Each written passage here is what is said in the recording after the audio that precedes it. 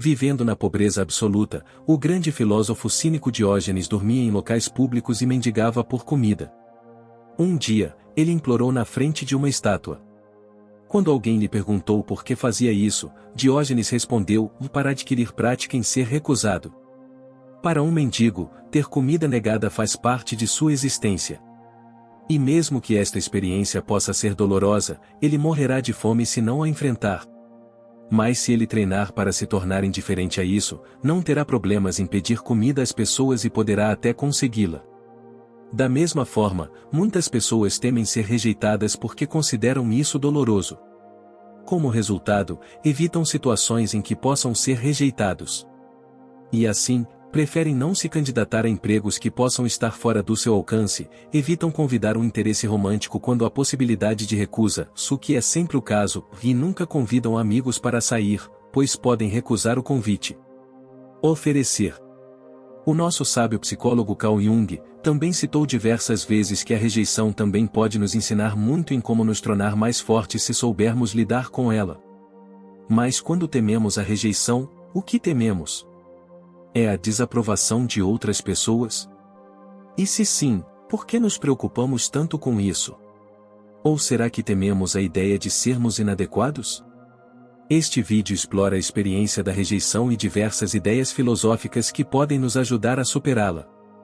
Quando olhamos para a nossa espécie, vemos que os seres humanos adoram fazer parte de alguma coisa.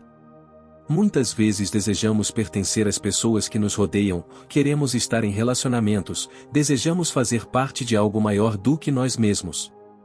No entanto, para conseguir isso, geralmente precisamos da aprovação de outras pessoas. Outras pessoas determinam se somos ou não bons o suficiente para fazer parte do grupo. Experimentamos esse fenômeno no parquinho quando somos crianças pequenas, quando as outras crianças têm que avaliar se somos bons o suficiente para participar de uma brincadeira de esconde-esconde. Mais tarde, os garotos populares decidem quem se senta à mesa na hora do almoço. E, quando somos adultos, outras pessoas decidem se estamos qualificados para empregos específicos, se somos adequados para determinados grupos sociais e ambientes, e até mesmo se somos elegíveis para um relacionamento romântico. E assim, se quisermos algo na vida que exija a aprovação de outras pessoas, acabaremos por enfrentar a rejeição. Em muitos casos, a rejeição é baseada na lógica e na razão. Por exemplo, a rejeição é um resultado esperado e razoável se alguém em cadeira de rodas se candidatar para ser jogador de futebol profissional.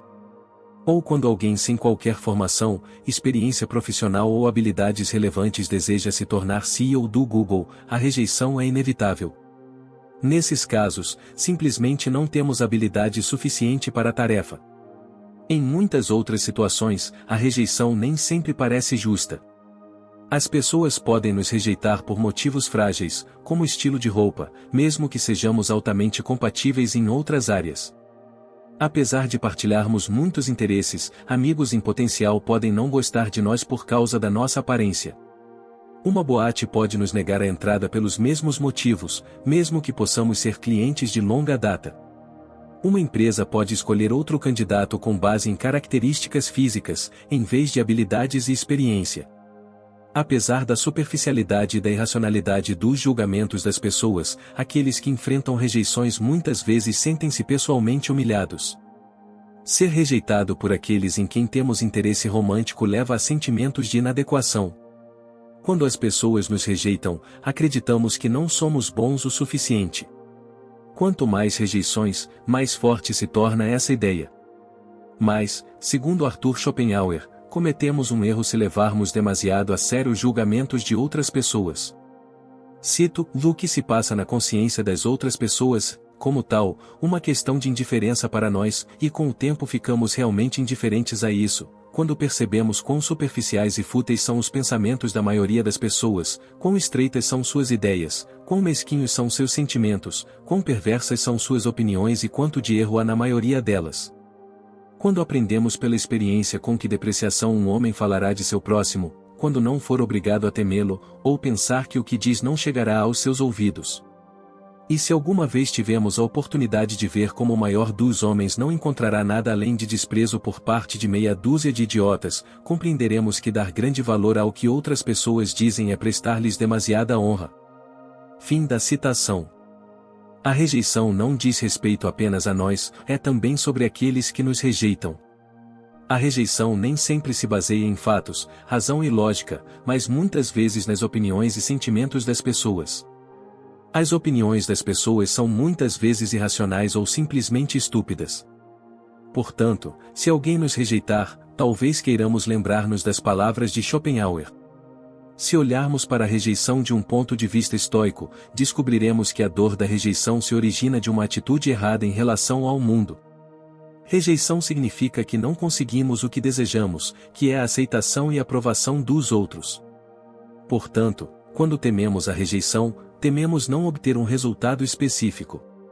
Por exemplo, um homem aborda uma mulher em um bar porque deseja estar com ela. Mas se ele se aproximar dela e esclarecer suas intenções, existe o risco de rejeição, significando que a mulher não está interessada romântica ou sexualmente no homem. Se isso acontecer, o homem não alcança o resultado desejado. O filósofo estoico Epicteto explicou que devemos ter cuidado com o desejo e a aversão. Se não conseguirmos o que desejamos, nos sentiremos desapontados, e se encontrarmos aquilo a que somos avessos, sentiremos angústia. Por isso, ele nos aconselha a não desejar que as coisas aconteçam como desejamos, mas como elas acontecem.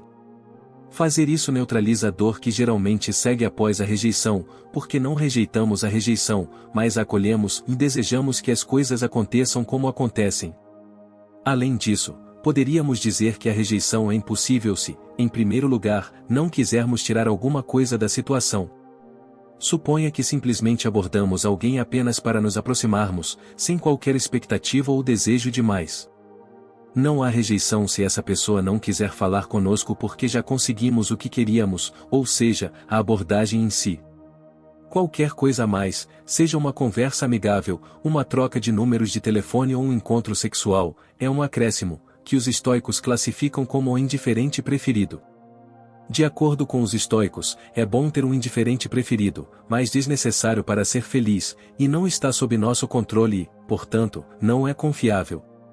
Assim, o resultado da abordagem está nas mãos do destino. A ideia estoica de amor fati significa que abraçamos o destino e, portanto, não nos apegamos a resultados específicos. Como podemos nos sentir rejeitados se estamos bem com tudo o que acontece?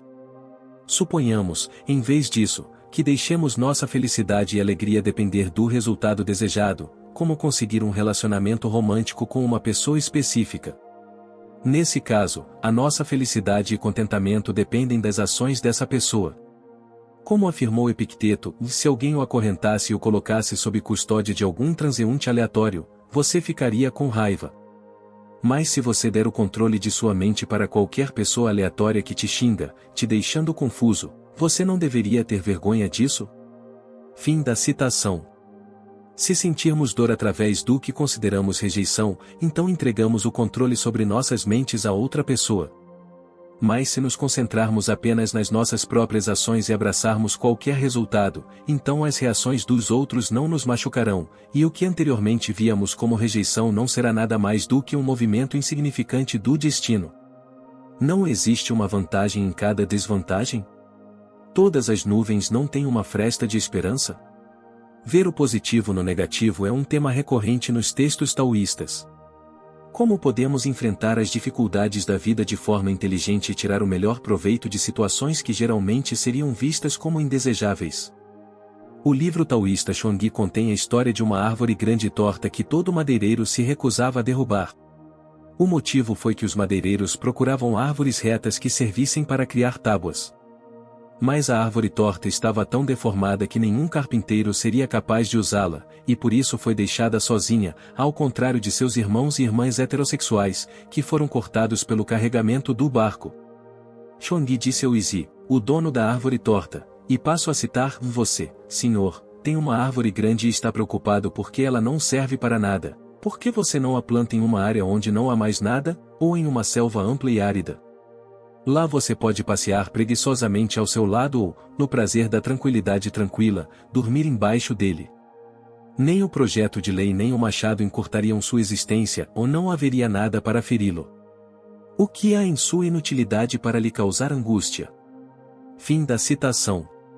Os madeireiros rejeitaram a árvore grande e torta, por considerá-la inútil.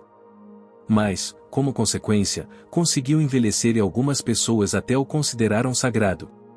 Consequentemente, qualquer tipo de rejeição não precisa ser errado, na verdade, pode ser uma bênção disfarçada. Por exemplo, uma menina rejeita um menino apenas com base em seu estilo de roupa, mesmo que ele tenha muito em comum com ela em termos de personalidade. Por um lado, o menino fica desapontado porque a garota de quem ele gosta não está romanticamente interessada nele. Por outro lado, a rejeição o salvou de ficar com uma pessoa superficial, o que poderia ter gerado mais decepções e outras formas de sofrimento no futuro. Ou digamos que alguém não tão inteligente ou talentoso é preterido e, portanto, perde a maioria das oportunidades que pessoas mais inteligentes, capazes e talentosas conseguem. Por um lado, poderíamos ver isso como lamentável. Por outro lado, as pessoas deixam essa pessoa em paz, e seus ombros não carregam os pesados fardos que carregam aqueles indivíduos altamente estimados devido às suas muitas responsabilidades. Sua vida geralmente é mais tranquila.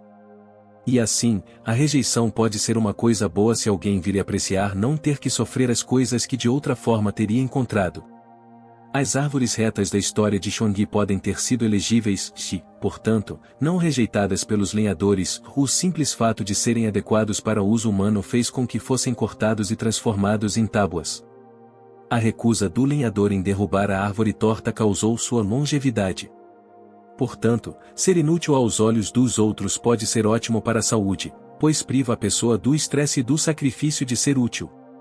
Além disso, a rejeição pode sinalizar que provavelmente fomos concebidos para propósitos diferentes e que nossos talentos estão em outro lugar. Por exemplo, a árvore torta não era adequada para fazer tábuas de madeira, mas mais tarde atraiu as pessoas devido à sua singularidade e idade avançada. Portanto, podemos não ser destinados a trabalhar em uma área específica, a ter filhos, a fazer parte do povo popular da escola ou a ser capitão de time de futebol. E, como consequência de nos ter sido negada a participação em todas estas coisas, encontramos um caminho diferente, mais adequado e único. Obrigado por assistir.